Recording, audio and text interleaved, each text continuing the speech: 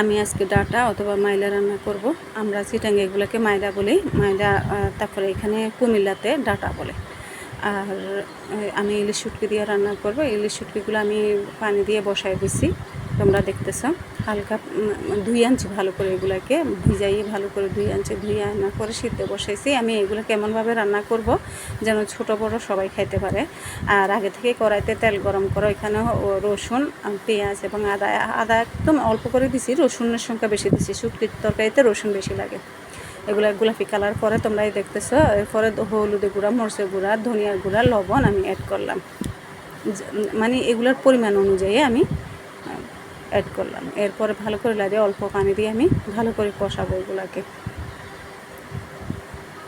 একটু পানি দিয়ে দেবো। পানি দিলে এগুলো ভালো করে কষালে, যত বেশি কষানো হয় ময় মশলা, তত বেশি তরকারি মজা হয়, এটা তোমরা সবাই জানো। এরপরে আমি মাইলাগুলো কুটে রাখলাম, মাইলা বলতে ডাটা, ডাটাগুলো কুটে রাখলাম, তোমরা দেখতেছো। আর ইলিশ শুটকিগুলো একদম সিদ্ধ হয়ে গেছে, আমি এগুলো চামিচ দিয়ে আমি ভেঙে দিতেছি।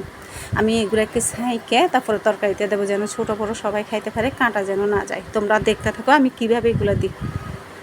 তারপরে মশলাগুলো ভালো করে কষানো হয়ে গেছে। কষানো হওয়ার পরে আমি ডাটাগুলো দিয়ে দেবো।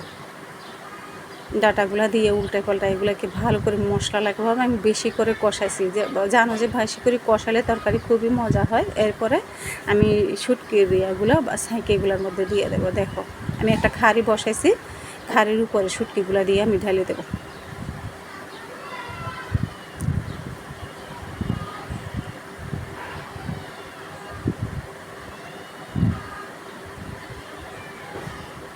যে ভালো করে কষানো হয়েছে দেখতেছো।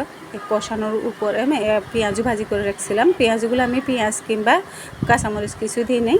পেঁয়াজগুলো আমি এমনি শুধু ডালগুলোর তেলের মধ্যে ভাজি করছি লবণ ছাড়া, যেহেতু আমি তরকারিতে দেবো। আর শুটকি কীভাবে দিছি দেখছো, একটা খাড়ি দিয়ে খাড়ির উপরে সাইকে নিচে ঝুলগুলো দিয়ে দিলাম, উপরে কাঁটাগুলো সব রয়ে গেল।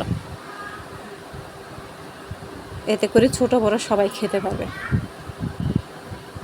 পরে আমি আর একটু পরিমাণ মতো পানি দিলাম। পানি দিয়ে এগুলোকে ভালো করে উতরাই ঝুলগুলো ঘন করব,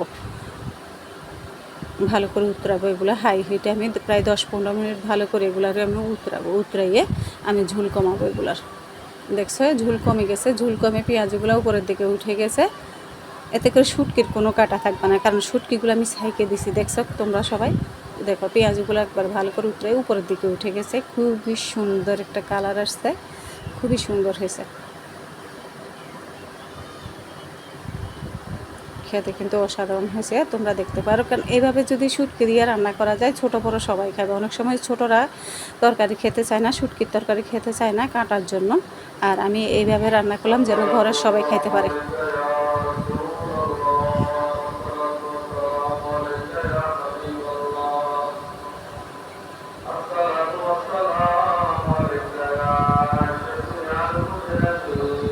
তোমরা ট্রাই করে দেখতে পারো।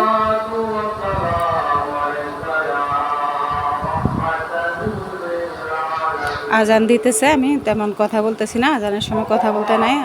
আমি তো প্রায় বললাম কীভাবে রান্না করছি।